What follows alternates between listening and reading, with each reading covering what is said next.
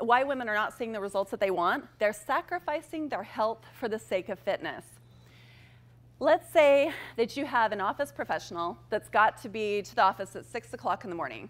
Common bedtime for most people, it seems like somewhere between 10 to 11 p.m., right? So let's say they go to bed at 10:30 or 11 p.m. They come to me and they say, okay, I have to be to the office at 6 a.m., so I'm going to get up at 4 a.m., and I'm going to get to the gym by 4:20, and I'm going to get my workout in.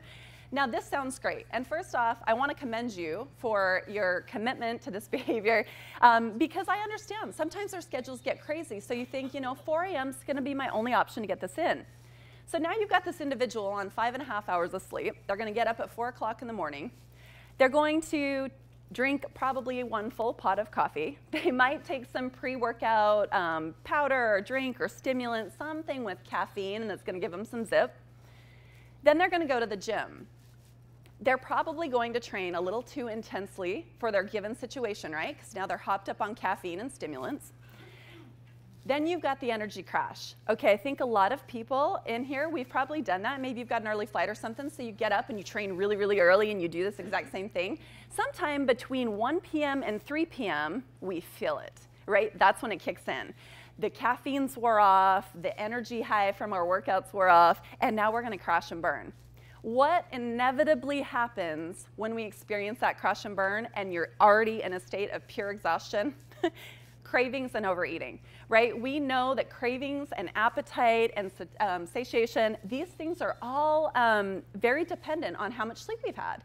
So if you're in a sleep deficit and you consume a bunch of caffeine, too much for your own good, go in and you train really hard, you just smash it, you crash and burn between 1 and 3 p.m., and then what are you doing? You're snacking, right? You're reaching for all sorts of crazy things that you probably wouldn't have eaten had you just gotten that extra 90 minutes of sleep. All of this could have been prevented by that extra 90 minutes of sleep. And this is a really tough concept for us to put into practice, and it has been for myself too, because 5.5 hours of sleep looks very different than 7 hours of sleep. I think we can all agree 7 hours of sleep, you're functionable, we're all right. 5.5 hours of sleep, things are not okay. You do not feel good. So when you get hopped up on caffeine and do all those things, stimulants, and you're working out too hard, these things are not in line with optimal health. Okay, it seems like it might be the right thing to do if you're working towards fat loss. Maybe that's your goal, maybe it's not, but if it is, it seems like all these things are the right thing to do, right? Oh, I'm gonna get out of bed early and I'm just gonna crush it and I'm gonna drink, but it backfires, it doesn't work. So that's something that just doesn't work. When it comes to this, we have to kind of zoom out. Again, this is also a lesson that it took me a really long time to learn.